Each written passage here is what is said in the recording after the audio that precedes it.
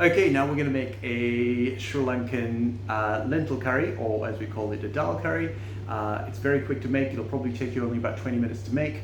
It works really well with other curries, complements other curries really well. It's packed with protein, and we make it traditionally with red lentils, so they cook much quicker. So there are loads of different kinds of lentils around. If you can get the split red lentils, this works the fastest and the best for a Sri Lankan curry. Now there are a lot more other different dal curries from around the world. I'll explore them later, but today I'm going to be doing the simplest one, which is a Sri Lankan dal curry. Enjoy. Let's go through the ingredients for this Sri Lankan dal. First up, as I mentioned before, red lentils, or so it's probably split lentils. The red lentils cook the fastest, and you don't need to soak them overnight. And these ones have been washed 3 times. You've definitely got to wash them because they're full of dust. They've been traveling a long way. They've been packed and repacked many, many times. So there's a whole lot of different dust particles that they've been picking up. So you've got to wash them out, make sure that it's clean. We are going to move on to an onion. We're going to probably use about half an onion. Tomatoes, you can use as much tomatoes as you want actually. The more tomatoes you use, the better the flavor. We're going to use 1 whole green chili. I tend to buy these in bulk and store these in the freezer. I never like running out of green chilies. Curry leaves, love my curry leaves. And curry leaves I tend to store in a bag in the fridge, but make sure the bag isn't sealed, because if there's any moisture in the bag, it's going to go moldy. So make sure that it dries out. If it dries out, still works really, really well. Dried curry leaves work really well. If you want, you can leave them outside. They're going to lose some potency. The fresher it is, the better it is. I'm going to use cinnamon stick. Probably only going to use half of that. Some garlic. I'm going to use probably 2 cloves of garlic. Cardamom pods. We're going to squish them like that so that they're opened up. And we're going to count them in and count them out at the end, hopefully, if we can find them. Nothing worse than biting into a cardamom pod when you're having a meal. Not the best flavor, because it's such a potent flavor. Then we have cumin seeds, mustard seeds, a little bit of chili. Again, optional. You don't have to use the chili. I love having a little bit of chili in everything.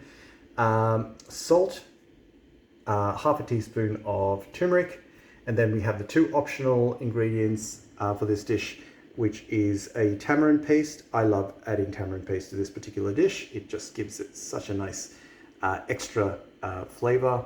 And if you would like, you can add some dried chilies as well. So the dried chilies to give it a little bit more heat, and I think it gives a really beautiful flavor as well. Those are the ingredients. Let's make dal. Okay, so my favorite dish. To make this dish, I tend to do it all in the one pot. You can make it in 2, but I don't like creating more pots. I like to keep everything simple. So we're going to start with the temper meaning we are activating all the seeds and releasing their flavors. We're going to do that all in the one pot to start with. Then we're going to add the washed lentils, and then we'll go from there. Let's go.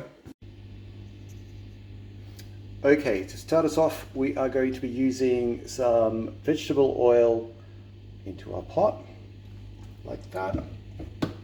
Get it going. And as we did before with a whole lot of different curries, we are going to use some onion. So that's half an onion. Straight in there, we're going to increase the heat and get that onion to soften. Into this, I'm also going to add that green chili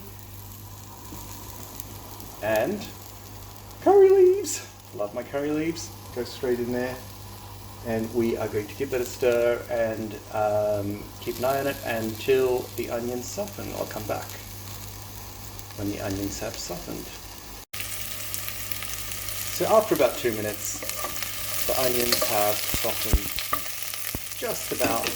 We're going to add the cumin seeds into that.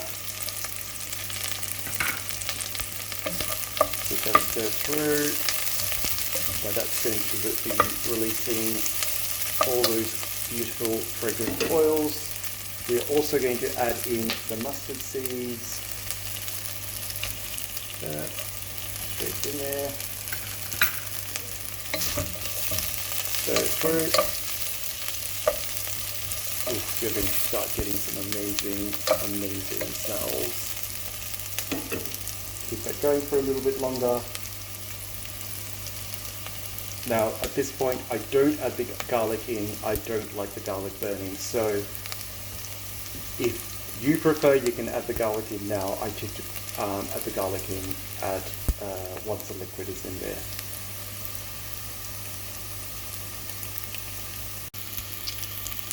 Okay, we've let that go for about a minute. I'm going to add the cinnamon stick in there, half a cinnamon stick. A final stir through. You don't want anything to burn. You don't want the seeds to burn. We're going to add in, so I've got some water in there as well, maybe a cup of water and the dal. Look at that. Let's spin it. Make less noise, as it doesn't have to be boiling water. So we're going to turn up the heat. While it's turning up the heat, we are going to add in our garlic. Let's go through. Garlic, tamarind. That's the optional one. You can add the tamarind in, give it a stir through.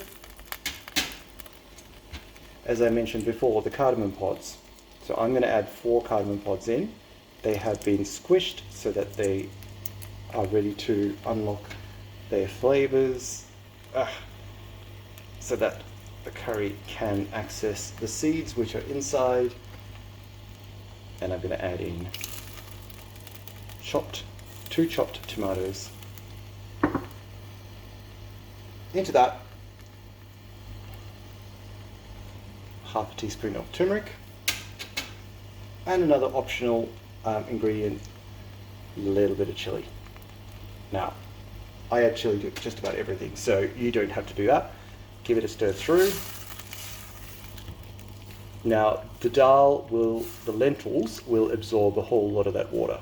So we need to add in about another cup of water. We're going to try and bring it up to the boil. And you will see once, it'll probably take about 3 or 4 minutes. You will see how much of that has been absorbed by the dal. So it's near the end of its cooking phase, so I'm going to add the salt. So as I said before, it's going to need a lot of salt. It's about 2 teaspoons of salt. Dal tends to absorb salt a lot, so you do need that flavor to come through. So don't be too shy about salt. We're going to turn this off and let it cool down. As it's cooling down, what we're going to add on top is some desiccated coconut. We are going to just let it sit with the coconut on top. Adds a really lovely little bit of flavor.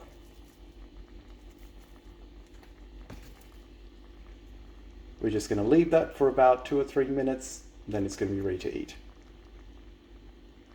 Okay, so 12 minutes later, here is the Sri Lankan dal. Very quick and easy to make, about 15 minutes all up. This is the first dish I get going if I'm making dinner, so get this dish on first and everything else comes after, the rice, etc., which cooks a lot faster than the dal does.